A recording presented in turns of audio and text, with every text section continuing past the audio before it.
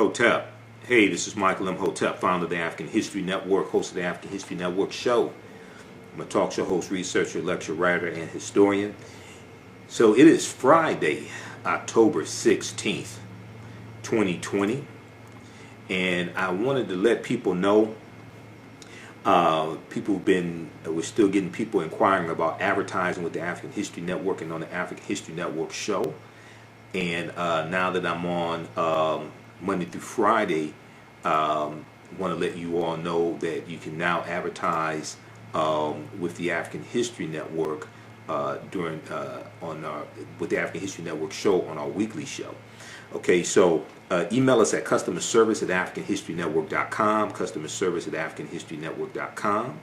African American business owners who want to advertise your business. You may have an e-commerce store, you may have a brick and mortar store, whatever type of business you're in, whether it's health and beauty products, whether you are an author, whether you sell books, whether you have a home school or you deal with education, you can advertise with the African History Network. So what we do, we create a video commercial for you, and you may have seen in some of the rebroadcasts of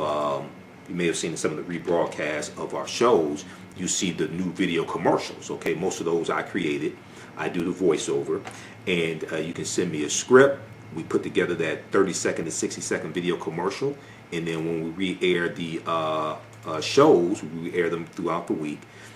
People see your commercial. This helps promote you. We also upload the video commercial to our Facebook fan page, the African History Network, and then also on our YouTube channel, Michael Imhotep, Imhotep.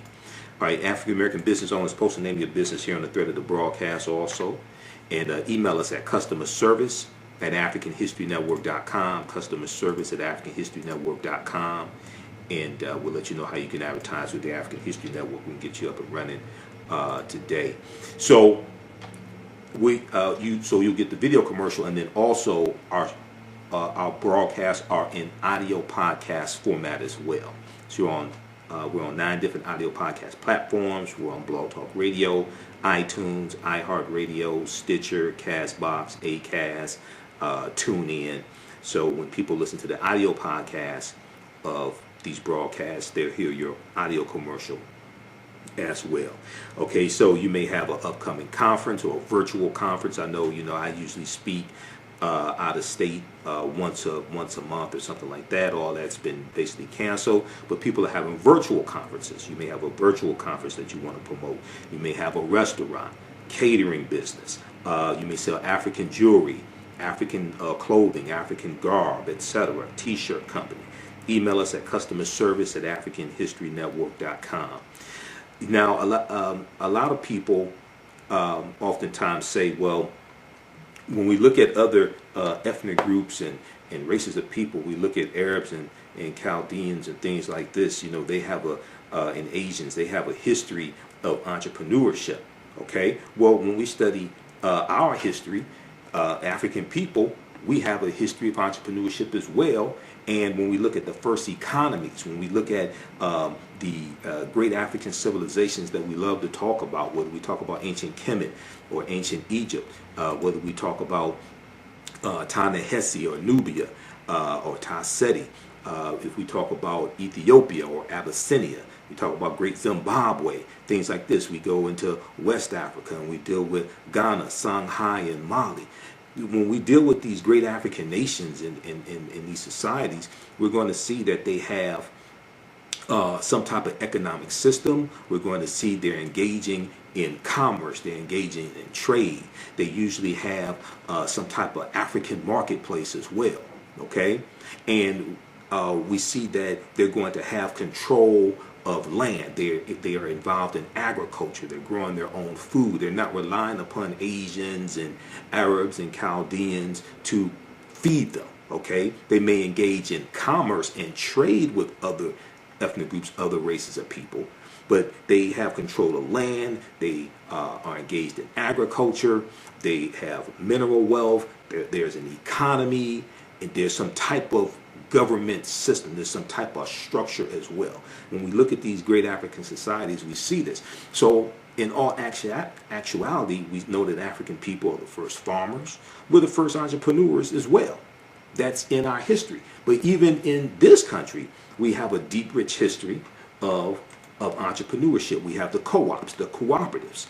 Dr. Jessica Gordon Nimhard is the author of the book Collective Courage. Collective Courage. And Dr. Jessica Gordon Nimhard is the author of the book Collective Courage. And Collective Courage deals with a history of African American cooperative thought and practice. A history of African American cooperative thought and practice. And I interviewed this sister back in about 2014, I think it was. Maybe it's about 2016 I interviewed her. And she was speaking here in Detroit. So I interviewed her to help promote the lecture. And her book deals with the deep, rich history of cooperative economics, the co-ops. And the co-ops, the cooperatives, those are African principles we brought with us from West Africa. And you're dealing with these cooperatives, like whether it's the Colored Merchants Association, whether it's things like the Colored Farmers National Alliance and cooperative unions. These are ways that African Americans engaged in economic empowerment, engaged in business, engaged in economics. And it's a collective. The members were owners of the organization or of the business or something like that, as opposed to maybe just individual owners or maybe just a family owning a business. You had a collective and you could compete better. You could, the owners shared in the profits. It was more beneficial as opposed to the capitalism that we're taught, or it gets dressed up as black capitalism, etc. And what happened was a lot of African Americans went to white business schools, or they went to business schools at HBCUs that taught white business principles, and we then brought those white business principles back to the African American community, okay, and tried to use them. And for the most part, for the community in general, they don't work like the cooperatives did. They may work for your family, they may work for you individually, but the cooperatives were different. So when we look at things like the Colored Merchants Association, right? The Colored Merchants Association was created right around 1928, 1929. It comes out of the National Negro Business League. And this was an association of African American grocery store owners, so that they could work together, pool their resources together, learn marketing tactics, learn better accounting principles, buy in bulk so they get a lower economies of scale and better economies of scale, and they could better compete against the chain stores, the growing number of chain stores, the Kresge's and the Woolworths and A&P, things like this. This is the Colored Merchants Association that comes out of the National Negro Business League, and that National Negro Business League was founded by Booker T. Washington, okay, right around 1900. All right, so we have a deep, rich history of these co-ops. When we look at things like the Colored Farmers National Alliance and Cooperative Union, this was founded in 1886 in Texas. Okay, 1886 in Texas. It only lasts 5 years, but they grow to about 1.2 million members. Okay.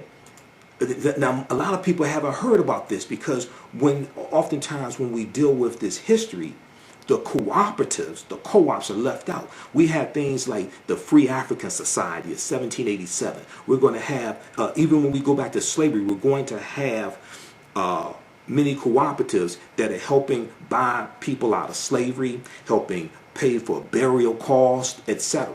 You know, we were doing crowdfunding before it was called crowdfunding. This is all in our history. These are all principles. So when you hear me talk about Dr. Leonard Jeffries and Professor James Small, two of my teachers, and when they teach, they talk about the pyramid principle. And we look at the three sides of the pyramid. The foundation is African history and culture. And it's African history and culture that gives us our VIPs, our values, our interests, and our principles. And this gives us a cultural paradigm that we see reality through. And then this helps define reality for us. And then the two sides of the pyramid are economic empowerment and political empowerment.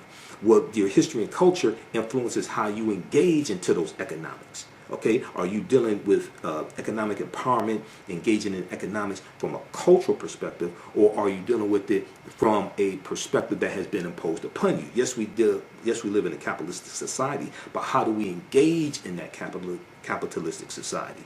So when we look at the Colored Farmers National Alliance and Cooperative, they were formed in 1886 in Texas, despite the fact that both African American and white farmers faced great difficulties due to the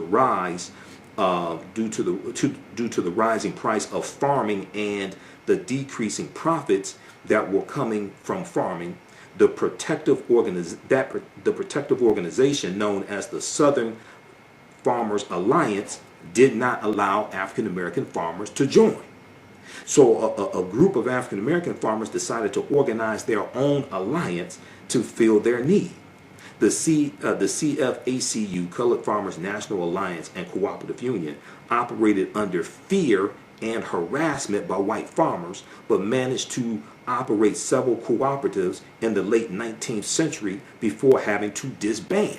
They were getting threats. They were getting death threats. Okay? So they had to disband. When you research this, you're going to see a lot of these cooperatives, they got attacked. Some people were beaten up, killed. So they're going to have to disband to save their lives.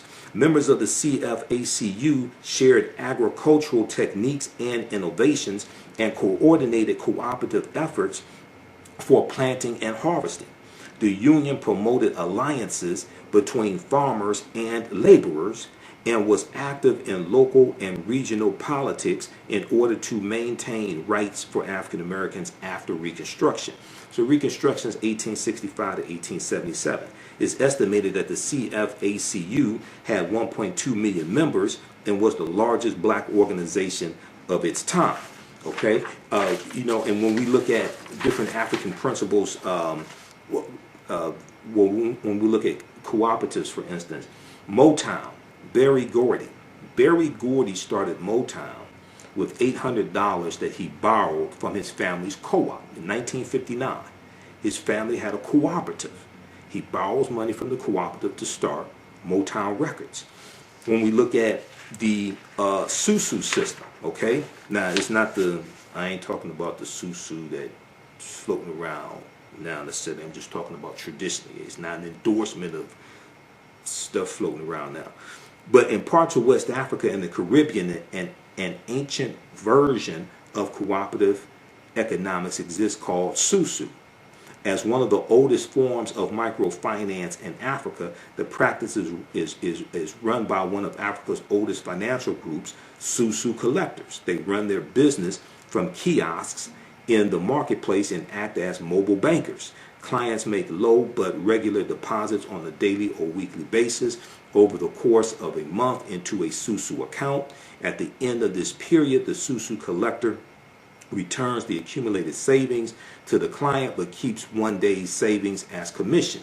Susu collectors may also provide advances to their clients or rotate the accumulated deposits of a group between individual members. Today, Susu collectors provide many West Africans who would otherwise be denied credit with access to money. They need to start up small venture projects that in many cases benefit the community as a whole.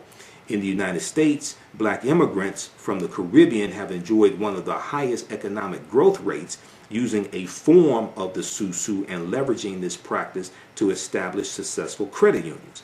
So when we look at credit unions are one of the most well-known forms of a cooperative, because when you belong to a credit union, you are a member as opposed to a bank. You are a member, okay? So you as opposed to just somebody who has an account with the credit union, as opposed to somebody who has an account with a bank. With a credit union, you are actually a member, okay? So it's different. A credit union is a form of a cooperative as well. AtlantaBlackStar.com has a good article from 2013, 5 historic examples of cooperative economics, Ujamaa, that advance the black community. And then also check out this book here, Collective Courage, A History of African American Cooperative Economic Thought and Practice from Dr. Jessica Gordon Nemhard. Okay, so check your local African American business, local African American bookstore for that book.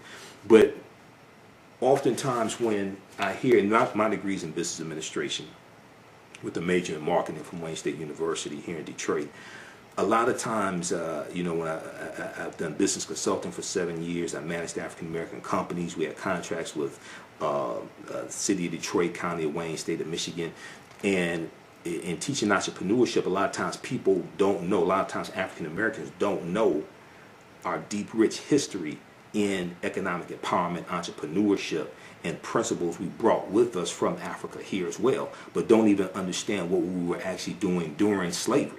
Okay, and then during Reconstruction. So we have a deep, rich history of this. So once again, you can email us at customerservice@africanhistorynetwork.com, customerservice@africanhistorynetwork.com, African American business owners. You can advertise with the African History Network on the African History Network show. We're on Monday through Fridays now, and then what we do, we take your 30-second to 60-second video commercial, and I'll create a video commercial for you. So when you see some of the rebroadcasts of our shows, you see the video commercials in there. Black History Mobile Museum 101 is one of them. A lot of those video commercials, I'm the one that puts them together. I do the voiceover. You send me a script, we put that together, and then when we re-air these broadcasts, you see those commercials in there, and then also in the audio podcast format of our broadcast, we'll have your audio commercial in there as well.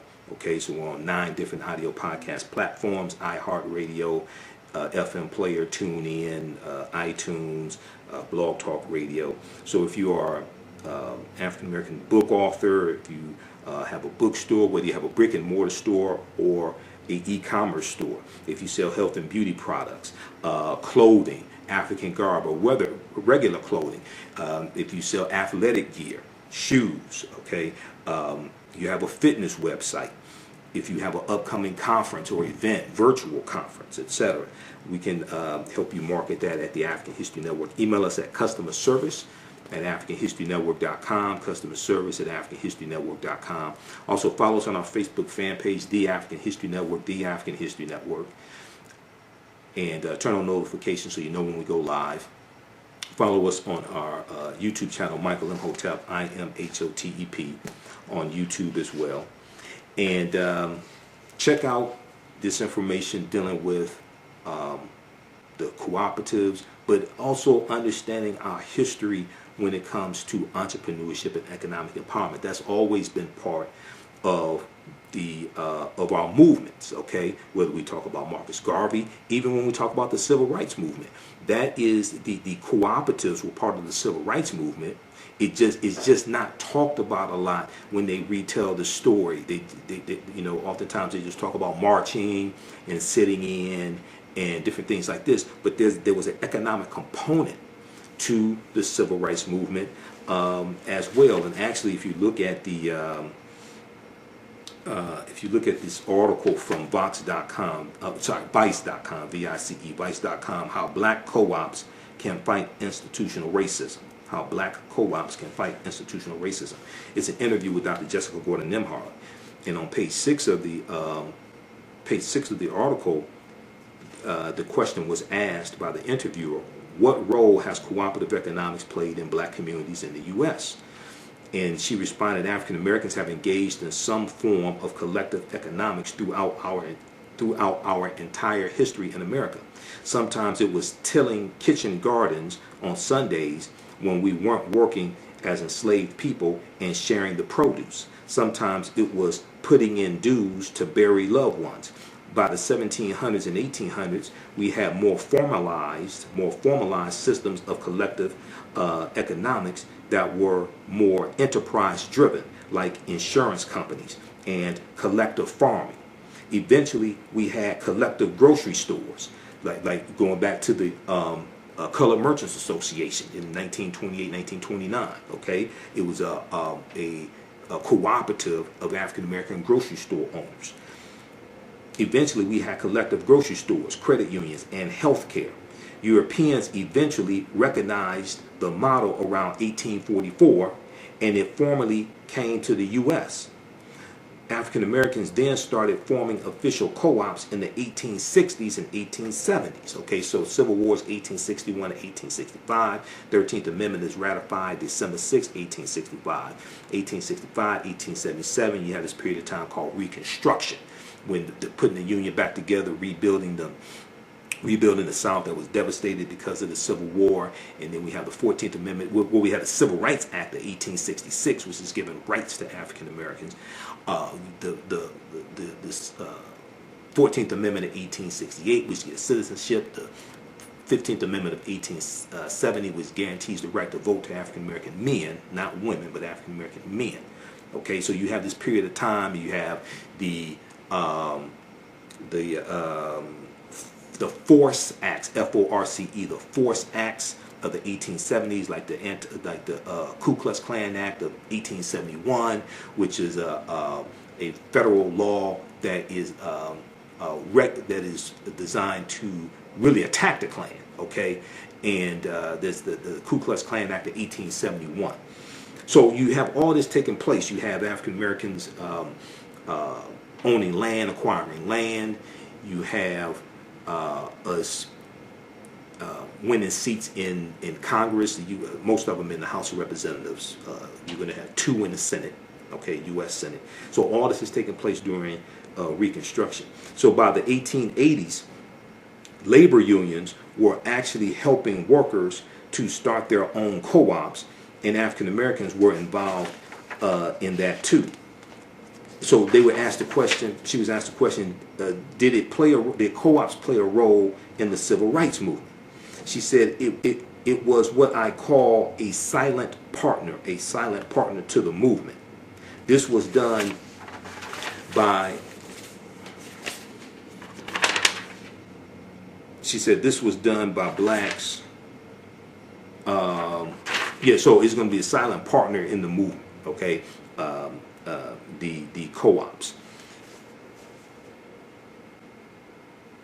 Okay, so check out the rest of this article here, and we know that economic boycotts were part of the civil rights movement, but you're also going to have a component where you have co-ops helping raise money for the civil rights movement, and you have African American businesses, etc. You have people like A.G. Gaston, who was life insurance titan, business owner.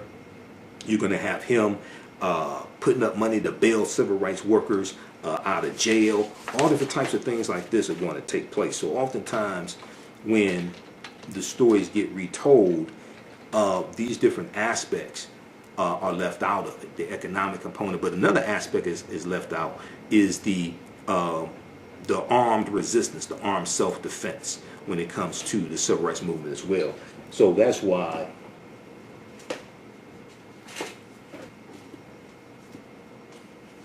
this book here is so important, and also the book by the Deacons for Defense. That's why this book right here by Professor Charles E. Cobb Jr. is so important. This nonviolent stuff that gets you killed, how guns made the civil rights movement possible. Because this talks about how if it had not been for Negroes with guns, there would not have been a civil rights movement. Because it was Negroes with guns, it was African Americans with guns who were protecting the civil rights workers while they're engaging in that nonviolent direct action. Okay? And when I interviewed Dr. Hassan Kwame Jeffries back in about June or July, okay, and he's a nephew of Dr. Leonard Jeffries. He's an associate professor of history at Ohio State University. We talked about John Lewis passing and Bill Clinton's comments about Kwame Ture, Stokely Carmichael at John Lewis' funeral. So we got deep into this history, and we did with the Black Power movement coming out of SNCC in 1966, the Student Nonviolent Coordinating Committee, and Kwame Ture winning the chairmanship of SNCC, John Lewis leaving, others leaving who are not with the Black Power movement. But we dealt with how you had you had African Americans with guns protecting the civil rights movement. Even before the Deacons for Defense and Justice is founded in 1964, I mean, we go back and look at Dr. King. Dr. King owned guns until Bayard Rustin convinced him to get rid of his guns. But in 1956, Dr. King tries to get a concealed pistol license in Montgomery, Alabama, because he's getting death threats during the Montgomery bus boycott. Okay, so when Dr. Jessica Gordon Nimhard was asked, did it play a role in the civil rights movement, she said it was what I call a silent partner to the movement. This was done by blacks partly to survive outside of U.S. capitalism, which was so exploitive. It was also a way to create independence and wealth so we could be more politically active. Okay, so we have a deep, rich history of this. So this is what we have to tap into. This is why our history and culture is so important. People's history and culture teaches them how to deal with the problems of the past in the present and the future to meet the needs of the community. Okay, this is why this is so important. Okay, so once again, email us at customerservice@africanhistorynetwork.com. I didn't mean to go on so long, but I'm a teacher as well. For 25 years, the Black History 101 Mobile Museum has carried on the rich legacy of the Black Museum movement in America by showcasing original artifacts of the Black experience at colleges, universities, K-12 schools, corporations, libraries, conferences, and cultural events, making it the most traversed Black History mobile exhibit in American history. Dr. Khalid El Hakim is the founder of the Black History 101 Mobile Museum, and he is a highly sought-after public speaker on topics of Black history, social studies, education, museum studies, hip-hop, and race relations. Dr. Khalid was named among the change makers for NBC Universal's Erase the Hate campaign and listed as one of the 100 men of distinction for Black enterprise. He recently founded the Michigan Hip Hop Archive on the campus of Western Michigan University. The Black History 101 Mobile Museum is currently scheduling in-person and virtual exhibits nationwide. For more information, please contact Dr. Khalid Al Hakim directly at 313-645-4197, 313-645-4197, or visit their website at blackhistorymobilemuseum.com. That's blackhistorymobilemuseum.com. You can also email him at bhistory101@yahoo.com, bhistory101@yahoo.com.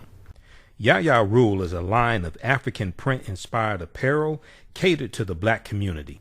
The pieces include t-shirts, sweatshirts, hoodies, jackets, dresses, skirts, activewear, bags, and other accessories and home decor. This brand offers a revived way for men and women to wear their Black pride and honor their African heritage anywhere at any time. This apparel line is for anyone, whether you are working in the corporate world, are an entrepreneur, or an artist.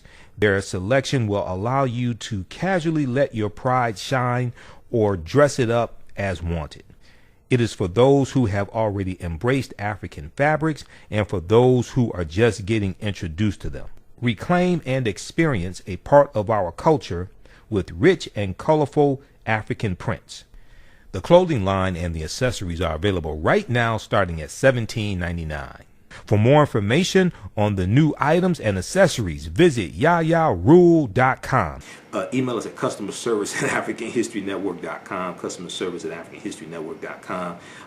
Post the name of your African American owned business here. We've got shops or Be Glam. Okay, shops or beglam.com.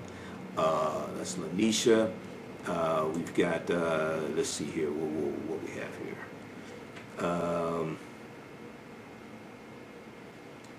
We've got, okay, we've got Patrick, Tamiko, okay, we've got Joe. Yeah, email us at customerservice@africanhistorynetwork.com. Okay, we've got, who else we have here? I'm looking at the names of some of your businesses. Anna asks, how can she get the book, Collective Courage? Yeah, check with your local African American bookstore or Amazon. It should be at Amazon. Wombman.com, Mansa. Rubicon Restaurant, Rubicon Smoked Potatoes, Rubicon Restaurant, Tulsa.com. You're in Tulsa, Oklahoma. That's where Black Wall Street was. Tulsa was founded by Creek Indians around 1836. The Creek Indians, the Choctaw, Chickasaw, Creek, Cherokee, and Seminole Indians got pushed off their land in the southeastern United States, areas like Georgia and Alabama, because of the Indian Removal Act of 1830, signed into law by President Andrew Jackson, which is the favorite president of this first Russian president of the United States, Donald John Trump. And they go over 1,000 miles on the Trail of Tears, and they take their African slaves with them. The Choctaw, Chickasaw, Creek, Cherokee, and Seminole Indians all owned African slaves. Now, as Professor James Small, one of my teachers, pointed out to me, he said the Red-tailed Creek Indians did not own slaves, but you're going to have some of them that own, these different nations that own African slaves as well. So when they go into Oklahoma, they take their African slaves with them. And Tulsa comes from the Creek Indian word Tallahassee. Tallahassee. This is where the word Tulsa comes from. So you're going to, at the Choctaw, Chickasaw, Creek, Cherokee, and Seminole Indians, derisively, pejoratively called the 5 civilized tribes of Native Americans, because they adopted Christianity, learned to speak English, and owned slaves. They're all going to fight on behalf of the South during the Civil War. They all fight on behalf of the Confederacy during the Civil War because they own slaves. Okay, now you're going to have these Africans who marry into these various Native American nations, get citizenship rights, things like this. This is going to happen. A lot of us have some type of Native American ancestry. I'm one of them. I have Cherokee and Blackfoot on my mother's side of the family because my mother's from Tennessee. So what's going to happen is you're going to have the Black Freedmen Indian Treaties of 1866. And this is, so let me back up for a quick minute, and then we're going to end this.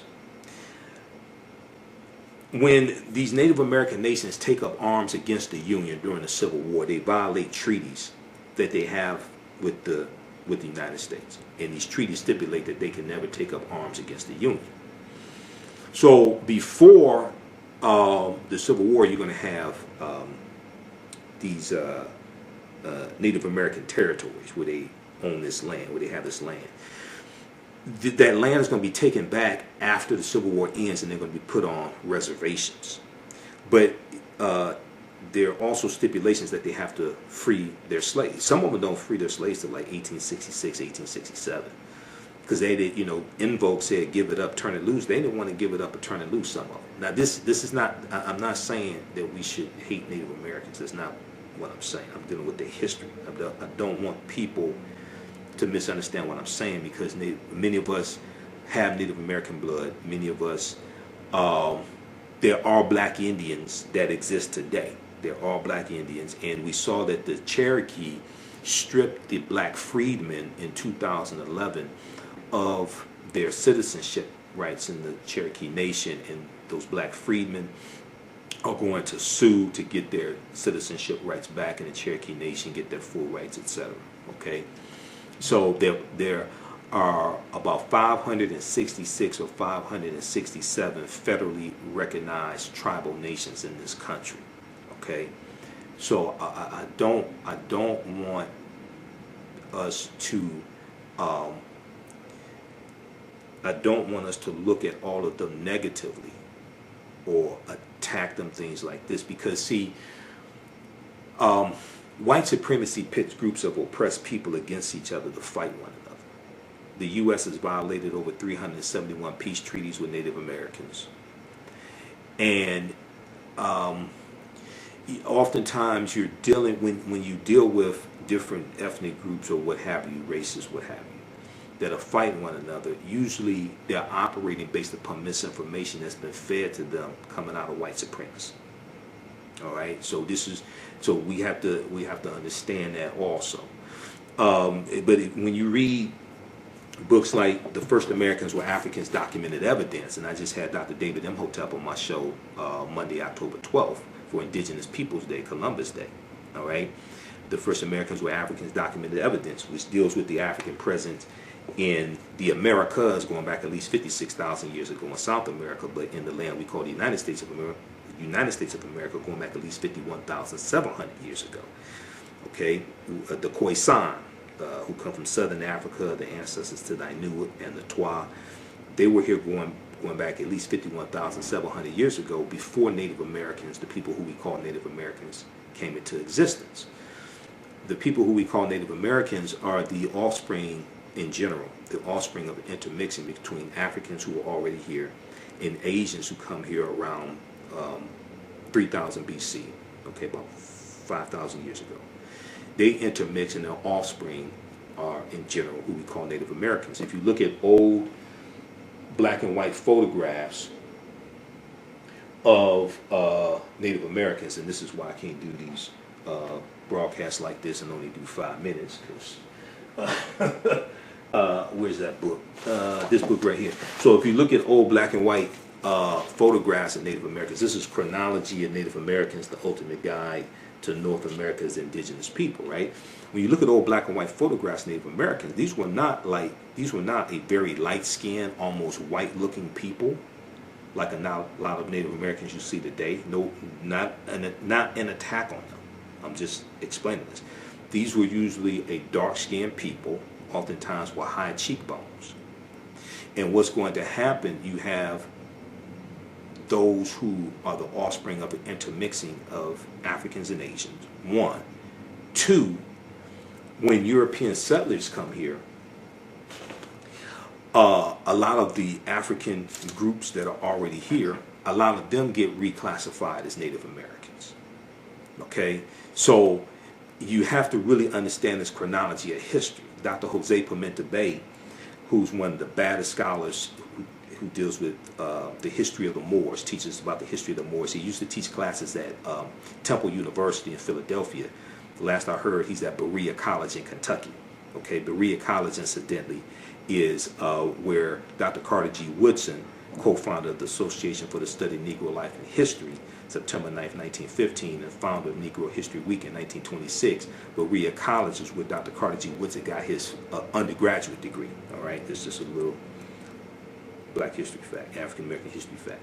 But so we have to understand this chronology of history. Now, in all of this history, this does not mean the transatlantic slave trade did not happen. It does not mean August 20th, 1619 did not happen when those 29 Africans on the White Lion pirate ship are traded for food and water and supplies. That does not mean that did not happen. That does not mean 1526 did not happen when the Spanish had taken Africans into the territory, the area we call South Carolina and Georgia.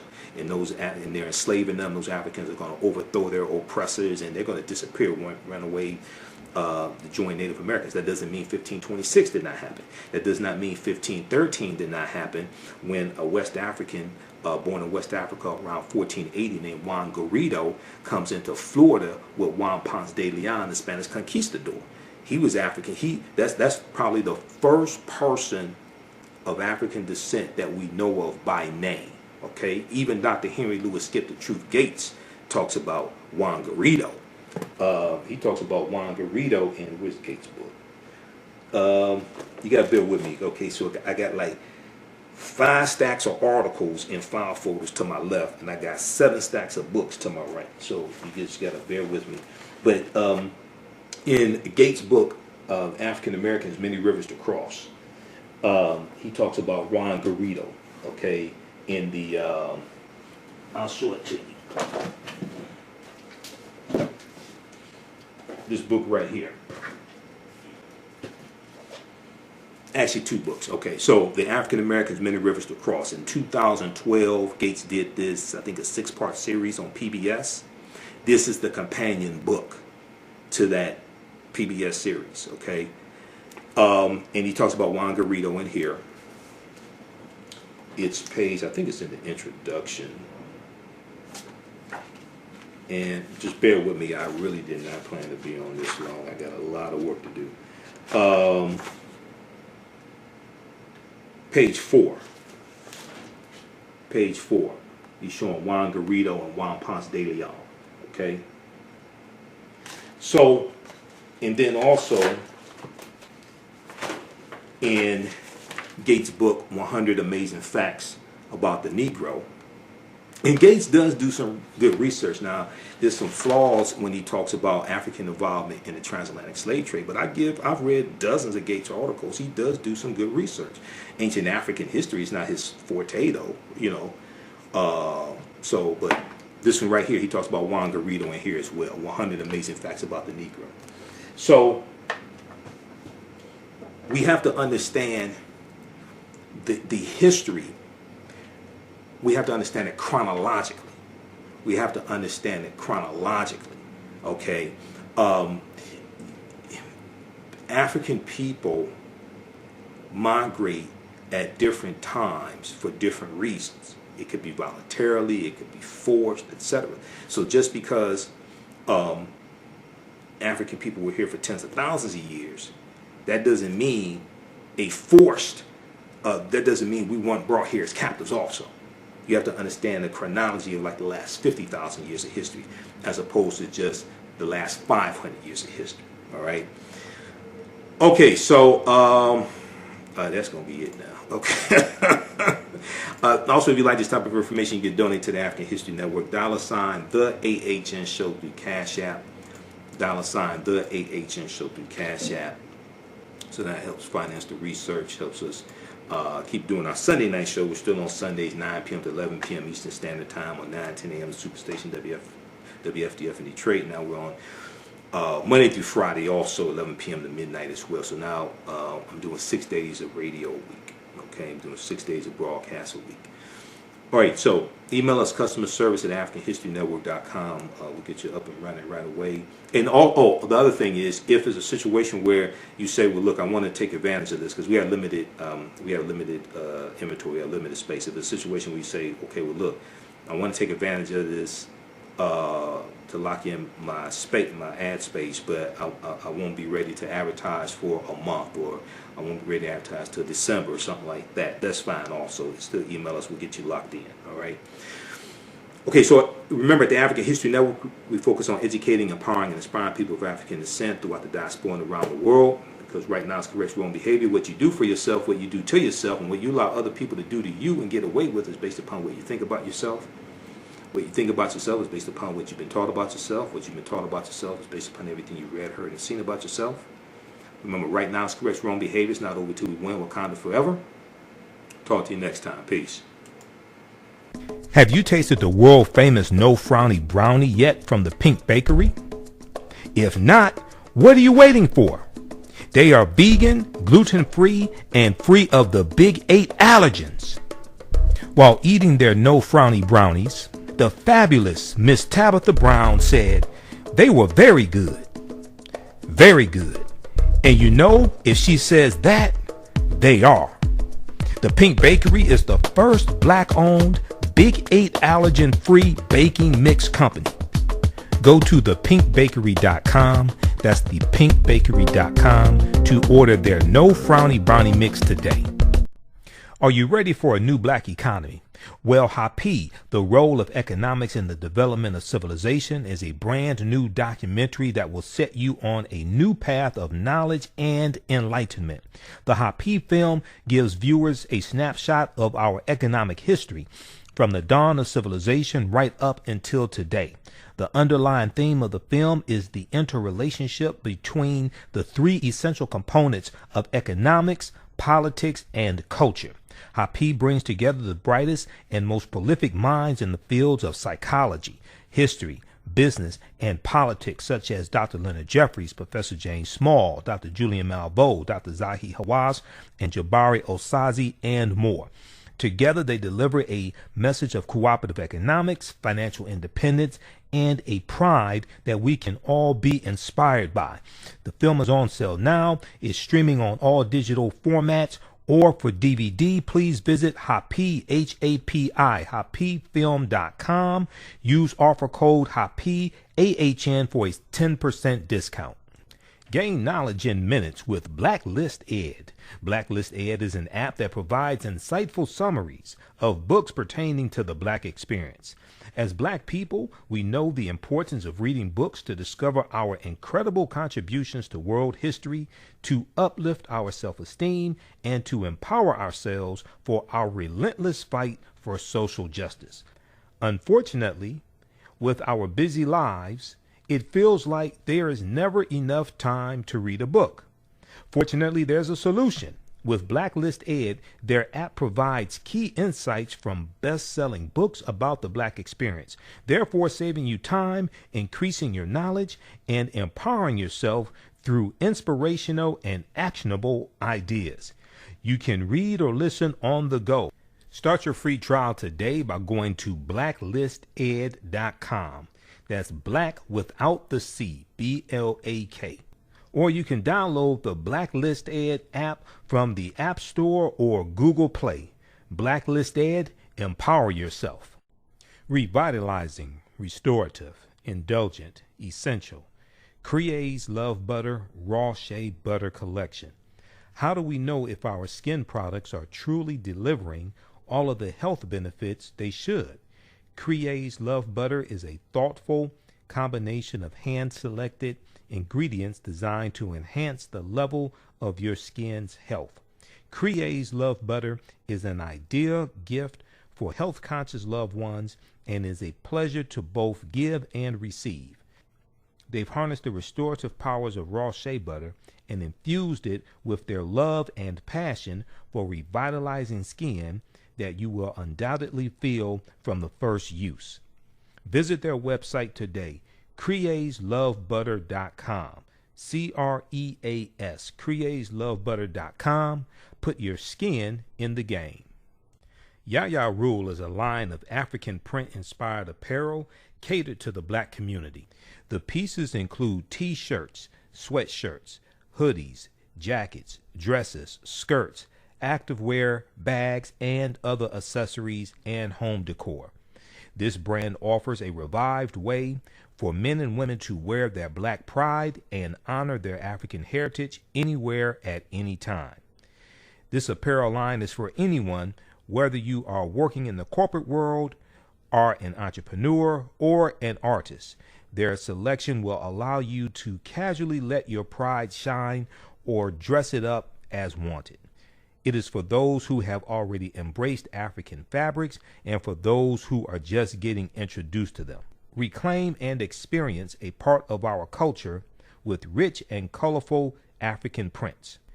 The clothing line and the accessories are available right now starting at $17.99. For more information on the new items and accessories, visit